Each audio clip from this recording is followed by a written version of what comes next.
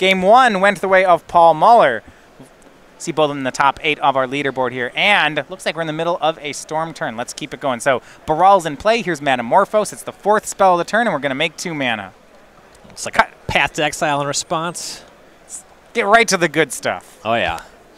None of that. None of them setup turns. And currently we're walking into a turn where Muller's investment so far is pretty low.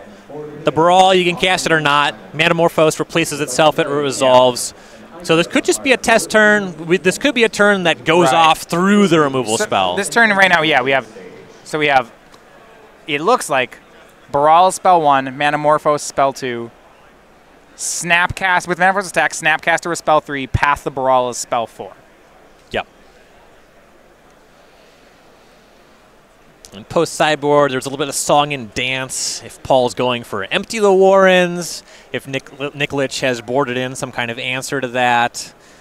Engineered Explosives is a card available on the sideboard. Looks like he's not packing any Static Casters. Maybe left in a main deck sweeper effect. And we will see Empty the Warrens. That's going to be 10 goblins from Paul Muller. It's a lot of goblins. Does Ben have a Staticaster? Yeah, it would have to be Engineered Explosives or a main deck 4-mana sweeper for his 75. Please make your way to your seats again. Players in the 12-13 standard challenge, your 4th and final round pairings. All right, back over to Nikolich. Okay, yeah, you're right. He doesn't have. Yeah, there's no Staticaster. Another interesting question mark. They're pretty mana intensive. I don't know if he would have them. It'd be surprising, but he has the sideboard Lyra Dawnbringer and Baneslayer Angel. Those do a really good job of racing. Sure, yeah, you just play on here and then you ignore the goblins. It would be a... The texture of most of the games makes them way too dicey. I would be surprised to see that. I would say it would be a really interesting take. It's not outright terrible. Yes. I'd be surprised. It is certifiably fine. Yeah. Nikolich lining up here. Looks like he's looking at a Celestial Colonnade. He could try to race. Okay. Yeah, pushes it on in there for 4. Paul down to 11. Now, if Ben has something like Lightning Helix in hand, you think this could work? It's certainly possible. And he has the mana left over. He could be casting this at the end step. That would put Muller down to 8. And currently, the goblins, they're a 2-turn clock, but any additional life would change that. 3 certainly would. Right now, one can trade with the Snapcaster Mage. They'll put Nikolich to 9, but then there's only 9 goblins left over, plus 3 life. That means they can't close. Now, Muller could Grape Shot for 3 pretty easily.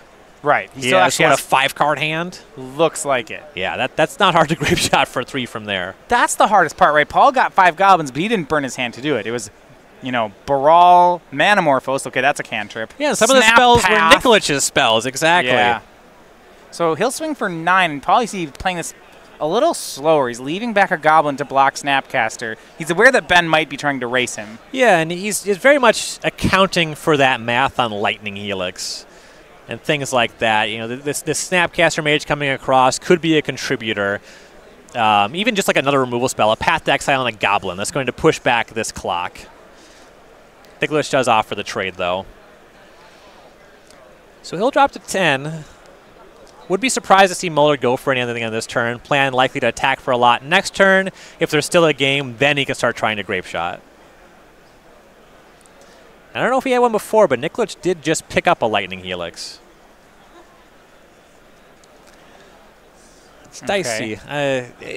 His hand's kind of forced on attacking with the Colonnade again this turn because, you know, that Helix was the draw. It means he didn't draw a sweeper of any kind. So Paul will drop to 7, and then he's going to gifts here. I don't. I'm concerned. Yeah. Nikolich, you'd like to have a Dispel here. I think he does have it, though. Okay, Dispel works, and actually it doesn't matter. Well, it might matter which turn he fires off the Lightning Helix on. Now he doesn't have the 3 life to work with. Right. Yeah, so this tapped him off of that. He knocks Paul to 7. He'll have lethal with Colonnade plus Helix next turn. The question is there a next turn? He's going to be at 1 already. Here's Peer Through Depths from Paul. Any Grape Shot. Yeah. That's a Grape Shot. I see. That would be any Grape Shot. That's indeed a Grape Shot. And the problem is you can't even Path to save damage. Any spell that Ben plays to save damage adds a Storm to the Grape Shot. Right. And if that's the case, that's going to be a 2-0 for Paul Muller. Yeah, the only outcome that works here, and looks like this is not even live on the deck list, but it wouldn't be live from play patterns either. Would be an attack for 9, the Grape Shot for 1, and then Spell Snare. But that's not what you're going to see. He has Nikolich to 1. I mean, in that sense, you just fire off a ritual before Grape Shotting, exactly. and that's what Paul's going to do. Yep. Pyretic, and that's a really smart play from Paul. Yes. To just say, like, hey, I'm respecting Spell Snare out of your deck. Yeah, I have you at 1, but I'll Grape Shot you for 2. Right. Very heads up by Paul. I wouldn't expect him to not play around that. He's been around a few for a while. Oh, I hope we just keep storming. Let's do as much as we can. Yeah. Well, I have this bingo square of storm count to 8, which I really need to check off right now. I see. Oh. Grape Shot. Paul Muller, 2-0 winner over Ben Nikolich. Yeah, and that is an interesting element of the matchup that I'm glad that we saw play out. It was the empty the warrants problem. It's not great against some of your cards. It's the kind of combo finish where it doesn't win the turn that you go off. It